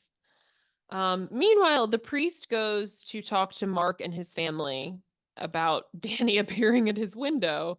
Mark's like, no, this happened. And the Mm-hmm. parents like, honey, you had a bad dream because your friend just died. Mm-hmm. And then shit is hitting the fan. Um, the phone rings. The room is shaking. Things are falling off the walls. There's crashing. There's the wind is blowing, but they're inside. and Then like and the window, the light bulb shatters. And yes, the like window shatters. And bloop, there's Kurt Barlow once again entering without an invitation. right, I was going to say there was no invitation given. I mean, from anybody that I knew of. You know, Yeah. So it's like, do you just not have to have maybe Kurt doesn't have to have one. maybe if you like achieve a certain status, he's at like gold level executive Right, vampire. right. He He's the doesn't million have to. million mile. Yes, He's the platinum member of exactly. the He's card got all the carrying. stamps on his card. Exactly. So, So you get to be exempt from some rules. He knocks out the parents. He like bumps their heads together, which I know you said in the book he actually like crushes their skulls because the right. parents are dead from that. Mm-hmm. But like the way Right. it looks in the movie, I'm like, oh, he just like knocked them out. But like, no, they're dead. It Yeah. does make more sense if he crushed their skulls, but I can see that CBS did not want that airing on network television. Yeah. Because this So came on like at 8 o'clock at night. So yeah, yeah, I could prime see time. they don't. Yeah. We can't be crushing skulls. Not. Yeah. Mark is pissed because he's like, you can't just come in my house and kill my parents. Mm-hmm. So he's trying to fight the vampire, and the priest is like, you dumb child, back up. The priest has his crucifix, and he's trying to hold off the vampire. Then Mr. Straker appears also. Mm. He's also breaking and entering, and he's like, Mr. Barlow wants to face off against the priest directly. We'll Back let up, the holy boy man. go. Back up, holy man. I love that where yeah. Oh, holy man. Holy man. That was better, I think. Holy Yeah, that man. was pretty good. Yeah. So you're getting Um, there. Yeah. so once we get to the end of this, I'll like be solid. Perfect. The they're like, we'll let the boy go. You gotta face the vampire. And so the priest is like, okay. He sacrifices himself so Mark can get away, which does feel like a very godly thing to do. So good on Mm-hmm. you, um, Mr. Priest. I don't remember Father, whatever his name was. Father Callahan. Father Callahan. Shout out Come to on, it had to him. be Irish. Come on Of now. course, of course. Well, he Yeah. could have been Italian. True that could have He been. had to be So, Irish or oh, Italian, yeah, but I guess right. So, he's Father Callahan. Shout out to mhm. my theology professor, Father Rossi. Again, vampire rules. The priest is facing off against Kurt Barlow. He has his cross up, and Kurt just like sort of like bends his cross and like just knocks Yeah, it down. So it's like, again, this is just he's achieved enough strength and age that this rule also doesn't apply to him. maybe. Because later we see a cross touch the skin of a vampire and she disappears. Like she poof. Right, right. But So like he is and directly touching it a wasn't cross even a and real cross. right. This is a like legit from the church cross. This one is blessed, bathed and in his blood. and you got to think that it's silver, which is Yes. the Also supposed to be a problem for problem for vampires. vampires and werewolves, but vampires as well. If it's silver, Yes. That is also something that happens on True Blood. okay. So, Because someone will like wrap someone in silver and they're like, ah, mhm, it like burns. yeah. So, and then, right. So you would think, the priest, at least his crucifix, and like you said, is not only blessed but also silver. Right. And he was just like, goodbye, just Yeah, it tossed it was on the ground. dude, yeah, he didn't even have to throw it away because James Mason kept saying, throw your cross away and then Hmm. face off against the master, faith to faith. But he didn't even have to throw it away. It was like, oh, well, Right. the Barlow just took his hand and like, bent it. So, meanwhile, Ben, Mears, and Dr. Norton go to see Mrs. Glick's body, which does not look like a normal dead body. You don't have the rigor and lividity and like all of that you would see in a normal dead body, as described on shows like Law and Order. If you've ever heard the coroners on Law and Order describe a dead body, none of that applies to Mrs. Glick's corpse here. So, Um, also speaking from personal experience, part of my job as an MAA when I worked for the VA was to release bodies to the funeral homes. mhm. Saw a lot of dead bodies. I mean, Yeah, they're all stiff, stiff. stiff, That's why people call them stiffs. stiffs. So yep, they're all pretty And she rigid, is not. And pretty she's rigid. been dead long enough that Oh yeah, yeah, yeah, yeah. Uh-huh. she should be stiff. That reminds me, my mom said one time there was a lady that she worked with who was like, "Man, I'm so stiff. It's like I have rigor mortis, I think." It's like, you don't. You definitely don't. You do not have rigor mortis. That while you're alive. So That's what the mortis, yeah, should that be a means dead. giveaway. Yeah, means no longer breathing. So, Dr. Norton has to step out. I forget why. Maybe he's getting some tools or something. But Ben is left in Yeah, his the what did he morgue with. leave for? Oh, he went to go call the wife and Susan to make sure they were safe. Oh yeah, Yeah, he which is said like that. you all just left. I know. Yeah, and there's not a phone in the autopsy room. Please, Apparently not. So, well, no, it they had is. to get him out. Yeah, So Ben is just left there with this dead body, and he's like, so he picks up some tongue depressors and some medical tape, and he's like, I'm making me a cross, and he's sitting there, Proverbs, uh, Hail Marys, Our Fathers. He's just like yeah, reciting any yeah. scripture he knows. And good thing, because Mrs. Glick rises up and he's saying the yea, though I walk through the valley of the shadow of death, I will fear no evil. And my man is fearing some evil Fear and though. fear, yeah, because in between all this, he's Ben. He's like Ben. Uh like what was Ben going to do besides go in there and get bit? So right. yeah. Well, Dr. Norton does come rushing back and he tries to like cut her with a scalpel and she's just got this like icky looking flesh, like Oh, a I know. Yeah. greenish Mm-hmm. flesh. But then Ben like presses the cross against her and she's like, ah!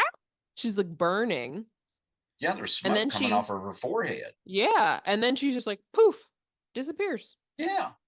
So She I also, don't I know. will say, in her vampire form, she kind of looked like Lily Munster. She did a little bit. And I don't know, did that mean she died or she just went back to the lair of the vampires? I don't know. Yeah, I assumed it meant she died just Yeah, because it I was did like too. at after like burning, but Mm-hmm. That's what I thought. hard to say.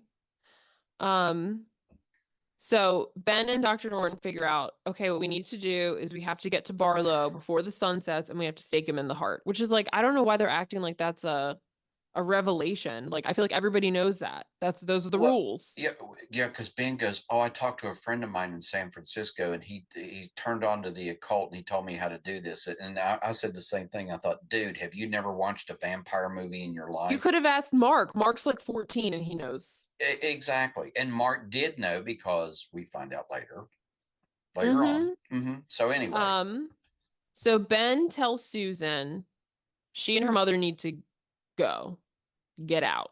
get the hell out of Dodge. Um, he and Dr. Norton are gonna go kill Barlow. There are other people kind of around as they're getting ready that are giving us vibes like these people are about to become vampires. One of the guys in the constable's office is like, "Oh, I had a weird dream, and like now I Mm, feel really tired."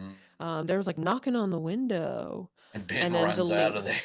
That's he's like, "Goodbye." but Then see the ya. lady that runs the boarding house says the same Mm, thing. She's like, "Oh, I saw my weasel at the window, but it wasn't how he looks now. He was young." And mm-hmm. Ben's like, "Okay, bye." Yeah. Um, Oh, yeah, and he was kissing my neck. Oh, yeah, there. Yep. See ya. Yeah. that's not what he was. Actually, I think that's actually when Oh, Susan was Susan's in his there. room. Yeah, and Susan goes, Yeah, maybe you should go lay down while I get the hell out of Dodge. So, yeah, yeah. So Susan, then she's looking out the window. She sees the Marston house, and she's like, "Well, I should go." Um, worst decision ever, right? I mean, right. it's like, What are you con w- like what are you contributing? right. What are you bringing to the party that nobody else can bring? Nothing. She Not didn't a come with any zero. equipment. She's in heels and a Yeah. dress. Yeah. Yeah. You should be packing your bag and getting your mom and getting the hell out of town. Exactly, as discussed. Listen, I don't Right. believe in just listening to what a man tells me, but sometimes the directions are logical. Sometimes you just got to take it on faith. The guy knows what the hell he's talking about. So, Right. Also, for me, I'm like, oh, there's a vampire here. yeah, Yeah. yeah. Boston's looking better every minute of the day. Eat some garlic bread before you go. Bye. That's right. Yeah, and let's go by the Holy Crucifix shop and pick up a Hmm. couple of extras. Right. I would be covered. I would be like a rapper, Jesus peace. Just I don't crosses just taped to me like a Christmas tree. I'd be like a Christmas tree covered in it, ornaments of exactly. crosses. And I don't care if they'd be blinged or iced out or whatever. It'd be like, dude, Exactly. Could be yeah. popsicle sticks, but I'm gonna be rattling covered in crosses. Mm-hmm. Even as I'm driving out of town. I think I'd get it one tattooed on my neck. Hmm. I wonder if that would work. A tattoo of a That's a good cross on your question. neck. Would that work? I wonder if they couldn't touch it. I don't That know. particular bit of you, I don't maybe? I don't know. know. I don't know. You just had Hmm. to like Yeah, exactly. Just have a splash your neck. row of them tattooed, like a band. Yeah. Damn, we Yeah. might be onto something here. That's true. Although, again, in vampire lore, like I think stereotypically they bite on the neck, but like in on True Blood they bite people on the wrist or the Oh, thigh. okay. Oh, okay. There's a Huh. good, you got a good artery there. Oh, that's true. Yeah. Yep. So, anyways, Susan stupidly decides to go to the Marston house because I don't know. Like Yeah. We there don't is know truly what the no good hell that's reason. all about. I know. Yeah. You just. But she finds Mark there. Mark is at least first of all, Mark has a reason. He's seeking revenge for his parents because Mm-hmm. even as he was running away, he was like, I will kill you for Mm-hmm. killing my parents. So Mark has a revenge motive. And do you know what else Mark has? A stake and a lock picking kit. So Mark at least showed up with some equipment. Exactly. Some tools. So. Yes. So he's breaking in and Susan's like, "Oh, I should go after him. He's a child. I'm his teacher. He's Mm-hmm. a child." Right. Except Yeah. again, he actually seems to know more about what's going on than you do. I literally wrote Susan goes in after him, which seems dumb. And then they go into this house, which is Mm-hmm. nasty as hell. I'm like, it looks like it's covered in bird poop Oh, I know. and feathers. Like it's been inhabited by pigeons. That's what I was thinking. It looked like a pigeon coop or something. Yeah, Yeah. that for like And then 50 also like the years. furniture's also been always been destroyed. And I was wondering too, like, oh, do all the vampires live here? We learn later. Yes. Um, but I Hmm. was wondering about that because I was like, where do they go when they're not floating outside Hmm. of people's windows? So anyways, Susan's lurking around, knocking shit over, yelling for Mark. Again, in my notes, I wrote girl, girl. Uh-huh. I know. They run into each other and scream, and she's Well, like, we should leave. Mark almost stabs her with a wooden Yes. stake, Because again, Mark is what? Prepared. Mark's here to do what needs to be done. if somebody would She's have just just walking said, around. "Wait a minute, who knows about this shit?" Oh, Mark does. Oh, let's ask Mark. That little weirdo in my class is always He, talking about this yeah, stuff. yeah, Let's like get him. yeah, he has all the monster magazines and all the model. By the way, I did build those model kits when I was a kid of the monsters like he was putting together. Nice. Yeah, so I wonder whatever happened to those. I think my mom threw them away after I moved out. She tries to get him to leave, to which I say, you leave, girl. Yeah. But then they hear noises and Straker catches them. Ben and Dr. Norton are still preparing. Ben goes to try to get the constable, and he's like, oh, no, no, no, no, no. He and his family are packing up. He is fleeing. I said, so much for protecting and serving. Well, you got to admit, I agree with you there, but he's the only one in town that seems to know exactly what the hell he should be doing, which is beating feet. Very true. Very true. He didn't exactly give like competence anyways, so No, um no. Well, he's a constable, so yeah. whatever. Yeah, Oh, but he sorry. does give Ben a gun, He does. like So that's something. yeah. But I don't think it has silver Right. bullets I in was it. gonna say it But would be more helpful if the bullets were silver, but right, that's but not common. yeah. So But he could kill Straker. Because that's also a thing that you're talking about when he's talking to Dr. Norton. Dr. Norton's like, well, how do we kill Straker? And he's like, he's just a guy. Like yeah, literally any way you can kill a yeah, person. he's mortal. He's like yeah, he can He's a knife human gun, man. yeah, You know how you kill a human man? That. flamethrower, you know. Throw him out of a window, like That's snap what his they need neck. is of like in Once Upon a Time in Hollywood. They need a The flamethrower. flamethrower. Yeah, Yeah. so yeah. Well, we do get some flames. We do get Yep. some flames. Yep. So anyways, Ben and Dr. Jordan realize Susan didn't leave and she actually went to the Marston house like a big old dum-dum. Right. So they stock up on some holy water and they're like, well, now this is also a rescue mission because your daughter is dumb. Right. And didn't go get her mom like I told her to. I know. I So know they what. get there, and Ben is now all hesitant once again because this place inspires great fear in him, even though, again, I don't know why he thought he was going to live there functionally. And now Dr. Norton is like, get your shit together because my daughter is in there now. You Susan. presumably, Susan is in there. You know, the one that you keep making out with by the lake? Yes. Her. She's Yeah. in there. Presumably, you have feelings for her. Yeah. Let's go. Let's Get go. over yourself. Let's get this. Yeah. Let's get this show on the road, We dude. have things to do. Then Mark comes bursting out. So Mark has been let go. I don't know, presumably maybe Susan has What? kept his No, bait.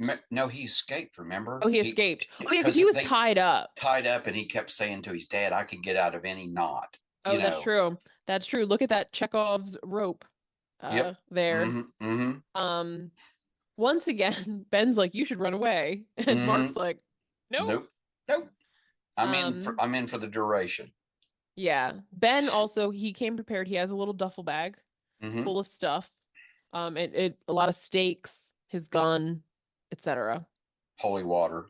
Holy water. Mm-hmm. He's digging around. The Still doctor's no walking garlic though. around. Wouldn't you carry garlic? Still no garlic. Yeah. I mean, I feel like I would be like literally anything. I Right. would have some hawthorn. Oh I would yeah, have yeah. some garlic, have a Mm-hmm. mirror. I don't like they can't see themselves in the mirror. I don't know how that would help you, but like I don't know. anything vampire related. Right.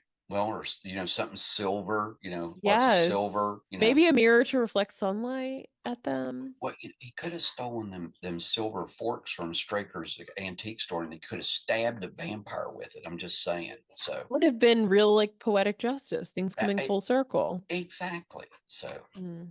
oh, we need to we'll do a sequel. We need to redo this. Ben is like digging through this bag though. He's again, he's like not He's doing not. well No, mentally. yeah, you He's can tell freaking out. he's He's having like a full stumbling around blown like, panic oh, attack. I don't know. Like he's very amped up. Dr. Norton's just walking around. And then all of a sudden, this is where I'm like, also, what are the rules here? Straker appears and picks up this grown man as if he weighs nothing, walks him down a hall, and impales him on a wall of antlers. Antlers. I do think I've either I've read or I've seen where the familiars they're not turned or anything, but they're given or somehow they're imbued with a little bit more strength and stuff and so on They through. get a little super soldier serum. Yeah, a little bit of something like that. Yeah, where they're sort of like they live longer, they don't age, because I but yeah, they're a little bit stronger, which we Does make see a little sense bit more because resilient. right after that, Straker's coming down the stairs at Ben, who is like emptying the clip in this man. And then he's coming at him with like a club to like be it looks like a Looks like a table leg. yeah, like a table leg or like a banister Yeah, thing. yeah, And he's like coming down the stairs at Ben, and Ben is just shooting him. Boom, boom, boom, boom, boom, boom, boom, but just over and over. Like he's emptying this revolver in this man. And then finally, like he gets to the bottom of the stairs and then kind of like slumps. slumps. Yeah, and then falls. Don't you think though? Why didn't he just run at him? Maybe I don't know. Maybe that's one of the things you give up as you're old. You don't run as fast, but you're able to withstand two or three bullets. But six evidently is the magic number. So I guess so. uh, Um, Ben is this is what I wrote in my notes. Ben is a damn mess. They are falling all over the place because him and Mark are trying to get to wherever Barlow is, and it's he's like the just Keystone tripping and Cops. dropping things. Just play the Benny Hill theme song. Yeah, exactly. But they need to move because the sun is about to go down. Like it is And getting later in the day. I wrote, who hunts vampires when it's close to sundown? It's like 5 p.m. Dude, you go out at 7 a.m., Right. At and least like noon when the sun is highest in the right. sky. And then at noon, if you haven't accomplished your task, go and hide. Right. We have a time window. Right, right. Sun up to sundown. So, Yeah. So they bust into the root cellar and find the coffin, which is like weird. It looks like it has like barnacles on it. I know, and then Ben goes, "Oh, we need to get him out of here." And like Mark goes, "Well, it must weigh a ton." Well, if it does, Ben must be a weightlifter. Because he gets it. He does it mostly by himself, and then he finally tells Mark, like, push it. Can you push it? And then again, you see, like, yeah, Mark's like trying to. He's got a gimpy leg, by the way, because he fell off the stairs. Remember when he opened the door? Yeah, and he's dropping stuff when he. Oh, and that's the other thing. Ben drops the bottle of holy water, and Yep. it breaks, and then so now it's like, oh, okay, fumble We are fingers. losing weapons right and left. Yeah, really. You'd have been better off if you drank it Right. or put it in your mouth and then spit it at him. Right. Just like use it like aftershave. Oh, there you Put go. it in your Yeah, hair, put shake it in a it. water pistol and then Yes. a super squirt. Um, so yeah, they have to drag it like out of the root cellar into like the room where there's like windows, so there's Yeah, light. so there is some light. They open up the coffin and Barlow's laying there and he wakes up and he starts like hissing and Just Well, yeah, kind of, because the sun's going down, so it's like, yeah, yeah, dude, yeah, way to open him up when it's time for him to get up. right. This is his alarm anyway. Yeah, Like, exactly. but he's kind of swatting and like hissing. I guess that's also a thing when you are an ancient vampire, you can't talk anymore. You just, I thought the same thing. I um, thought he can't talk like Barlow or like Straker. I would have thought he would have, he would have been like, well, good evening and welcome to my lair and thank you for opening my door. So, yeah. What if his voice was just like, "Hey guys, my name's Kurt." exactly. Or like Mickey Mouse or something. That'd be funny. But his name's Kurt Barlow. That it sounds like he would be European. So he'd be like, "Hello, Mm-hmm. guten Yeah. Tag. My And name is guten Kurt Tag. Yeah. Barlow. Welcome to my house. Would you like some Um, beer? Would you like some? would you like some beer or sausage?" Um, so anyways, Ben stakes him. And my question earlier was, are the other, and he's like staking him a lot. Big time. He's Norman Bates killing Mm-hmm. him. Um, and my question from earlier, where are all the other vampires? Well, they're also in the root cellar because Mark is kind of sitting with his back to that door, and we see this is another part that I thought was kind of scary This is because very you just see scary. like you just see like some shadows way Mm-hmm. in the back, and you're like, am I seeing what I think I'm seeing? It does make you lean forward to be like, are Mm-hmm. those Mm-hmm. other vampires? And yes, they are. They are crawling. We got the plumber, we got Mike the grave digger. They're Grave digger. slowly crawling. And then Mark finally sees this and he's trying to shut that door. He eventually kind of gets it closed with a screwdriver to And like I hold wrote, the so a little screwdriver latch. holds off the vampires. It wasn't even a silver screwdriver. Right. Um, so but Barlow is dead. He kind of like disintegrates. He looks like the people it's in like in Indiana Jones. And the Raiders of the Lost Ark. Yes. Yeah. Like when they Don't look you at the Ark of the Covenant. don't you like at the very end though where the jaw goes Yes. and it's just his teeth, and like the skull, but how the jaw Yeah. just drops open. I love that. Yeah, So but he's still got his two little still pointy got front his teeth. little fangies. So Yeah. So he's dead though. He kind of disintegrates. He's a skeleton. And then it's like, "Oh, we need to get out of here." Like mm. mission accomplished. We've all but forgotten Sue's. Well, he does say because they get ready to, and he says, "Susan, I'm sorry." Oh yeah, that's true. So He, um they burn the place down, right? They torch it, which is good.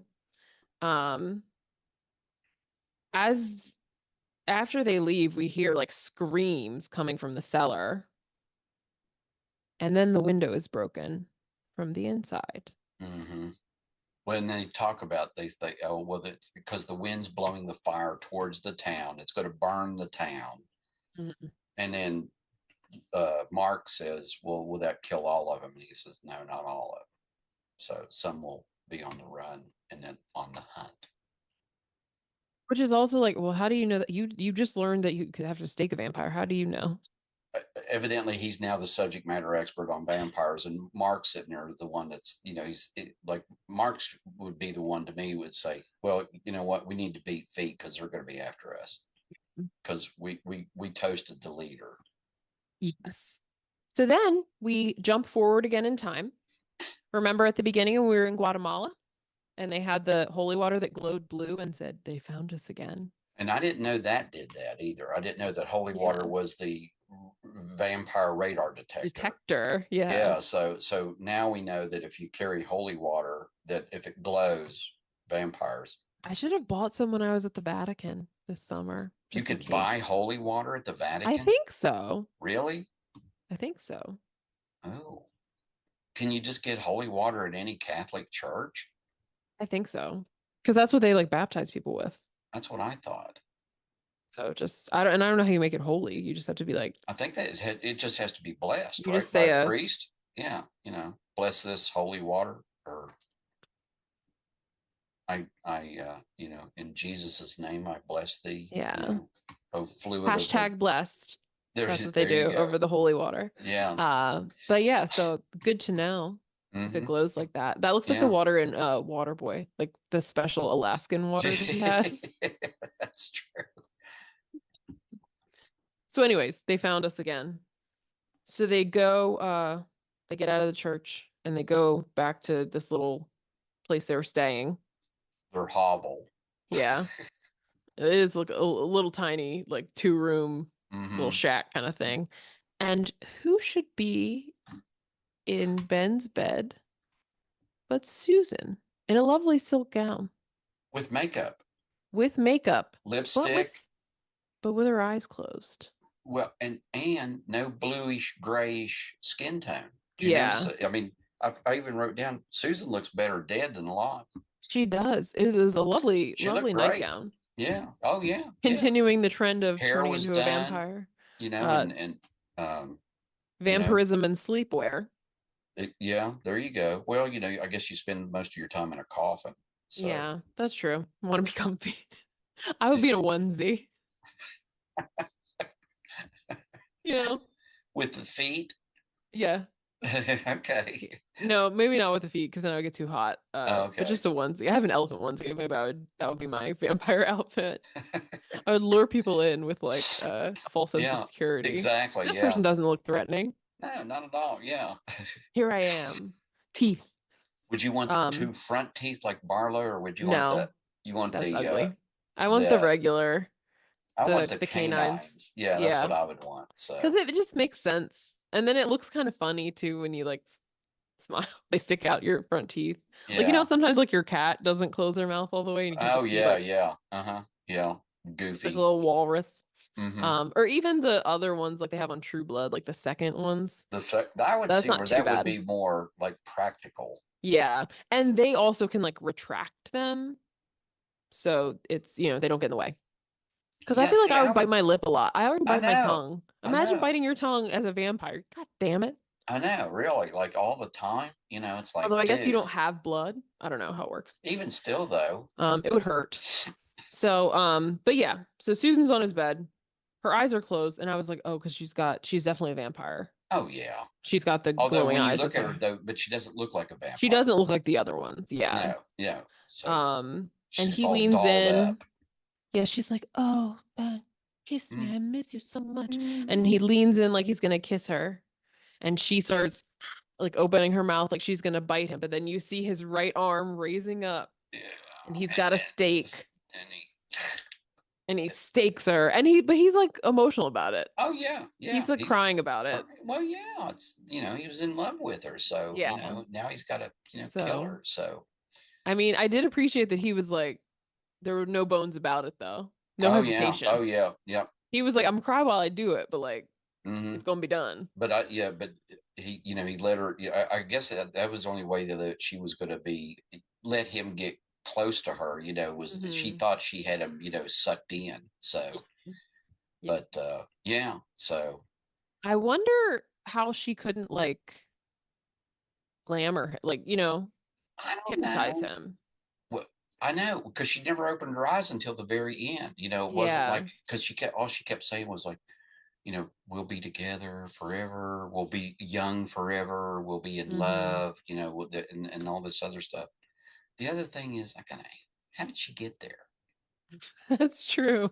I mean, she's dead. So how does a vampire travel without a familiar? Without a familiar. Right. Yeah. And then my other question was what's him and Mark living off of? His book That was a money, question I had. you How are know, you? Maybe and he's then still getting royalties. I don't know, but he's in Guatemala, and this was before ATMs were a thing. So you know what I Yeah. mean. So I'm Maybe they just, stopped at a bank before they crossed the border I and don't he just know. I don't, liquidated all his assets. maybe, But but they're gonna keep going because he's what? like, we have to go because there will be more. Right, they're not well, and they're not living high on the hog. You can tell that. So Yeah, they're definitely it's worse for wear. They looked a little some sunbaked too. they do, and they got like their hair's longer. He's got Ben's a little The scruff, scruffy. and Mark's got like the sun streaked hair, like they've been out in the. Yeah, Maybe that's how they're earning they're working their way through Guatemala. They're picking maybe. produce or something. I They don't look know. like they could be father and son also, because they both have They like They've The gotten tan to the point that they have the same, their skin and hair is the same color, same color because like Mark, golden color. yeah, Mark is almost like the hair's white, almost like David Yeah. Souls is, like Ben's is. So Yeah. He, there was a point in the movie where I thought that Mark was played by the same actor as Charlie Bucket from Willy Wonka, but he looks a that's lot not the like case. him. But he does look Yeah, like him. he does. He looks a lot like him. They both have I that. never Also, put it's the that together haircut until you said also. that. Yes, That or like that sort of helmet haircut almost from the looked late looked 70s. like Mo from the Three Stooges. You know, it's sort of Yes. sort of like that bowl cut. And then Yeah. except it's now It's like a like little bit in '79 though we all had our hair like sort of like David Souls. interesting. Yeah, and That's mine such. was parted on the side like his, but it was long. I had it. You Mhm. had that. But yep, Yeah. yep, yep, yep. So That makes sense. Well, yeah, also that's the Ben end. had a plethora of sport coats. Did you He did. notice throughout the movie he had a different sport coat on in almost every Yes. scene? Sport coat and jeans was Yeah. his Oh, vibe. that was a big vibe back then. Yeah, So sport coat, jeans, and kind of a thick belt. yeah, we all had big belts. So they either Hmm. had the peace sign as a buckle or uh, the marijuana leaf. That was a big one. Just saying. Cute, cute. So yeah, but yeah, big wide leather belts, jeans, and then you wore a sport coat. So if you were the well dressed hippie guy. So Of course. Yeah. just saying. So that's Salem's Lot. There is a sequel, like Yeah, Return to Salem's Lot or something. which I think I've seen, but I can't speak to it Is there a about. book sequel too, or did they just write No, another movie? there's the book, and then there's a couple of short stories Hmm, um, about the town, but that was the only. And the book came out in '75, so the book was just out for a few years before the TV movie came out. So is there like an author who's like more, first of all, like prolific and then has this many adaptations of their work, not that I know of. No, I right? mean, Because like Carrie, The Shining, The Green Mile, this, like and it then there's a new Salem's Lot. Yeah. it Cujo, oh Christine, is that the car? Christine, and then wait a minute, I was going to say, and then Tommy Knockers. Mm. That's with Thinner? Is that another Thinner. one? Thinner? That's Thinner. Um, and then a lot of them were TV movies. Yeah. That was back in the day. The Dark Tower. So many that Oh yeah, he's written. yeah. I was going to say there's so. The Stand. Oh, that is my favorite. That's my favorite Stephen King book, and the TV movie with Gary Sinise, Mm. and that was Is that excellent. Molly Ringwald? Molly Ringwald. Ooh. But yeah, so like just there's so many and not even just scary movies, right? Like The Oh Green yeah. Mile and like Mm-hmm. Shawshank Redemption and Stand By Me, I don't think of as scary and Misery, I guess. But Well, Misery's scary, but it's not in a supernatural way. yeah, it's She not just, like in this. I mean, I like that's kind of thing I could enjoy. I yeah. like By the it's way, more it lives in psychological oh thriller kind yeah, of. yeah. No relation, by the way. Oh yeah, to Annie Wilkes. Annie Wilkes. Yeah. But yeah, I think that like the Stephen King adaptation, like that seems like it's just he's also written so much Oh too. God. So there's like a never ending, and he still is writing Mm-hmm. currently. Because also some of his books are long. Oh, if the Stand is like 800 pages, that's like reading the Encyclopedia Britannica. So Yeah. So but I mean, yeah, that's I've reread that book so many times. That is it's just fabulous, the attention to detail. And yeah. I have his book on writing about oh, like a lot okay, of writers sort of like that because he just kind of tells you how to write. yeah, And obviously he knows what he's doing. So that's he's always a great book too. I follow him on Twitter. He's seems like a lovely person. so you enjoyed the So movie? I did. It was interesting. I think that watching it obviously like you watched it in two parts. I Hmm. watched an entire 3 hour thing and And like it felt a little yeah, long. it was long. It was long, but you, I was going to say it was, yeah, it was broken up into two parts, 90 minutes each. The break came at the kitchen scene Hmm. when Mr. Barlow appears, in like full, thing, and then kills Mark's parents, and then Hmm. then the next night was the second part. So Yeah. So that I think would have made it a little bit easier. Maybe I should have yeah, cut it. I should have done that. I should have cut it I did. there. I watched it. Well, I actually watched it in 3 days, so I sort of Yeah. broke it up. So I an watched hour. like I watched like 3 hours of it and then the last 20 minutes. So Yeah. I So cut it when Ben and Dr. Norton were about to go in the house. yeah. So Yeah, yeah. I cut it right before the like climax. The beginning, there's a lot of like little moving parts, and some of it, Hmm. sort of it just sort of sets the stage, Yeah. for the wind up and then for the finale. But I think it Yeah. does, and I think Toby Hooper does a good job of that, of Hmm. Hmm. preparing us for what's coming, but also setting the scene. I mean, it is very suspenseful, I think, in the beginning. Yeah. And And I think there is something like movies we've talked about. Sorry, I'm cutting you off. no, no, no, you're fine. No.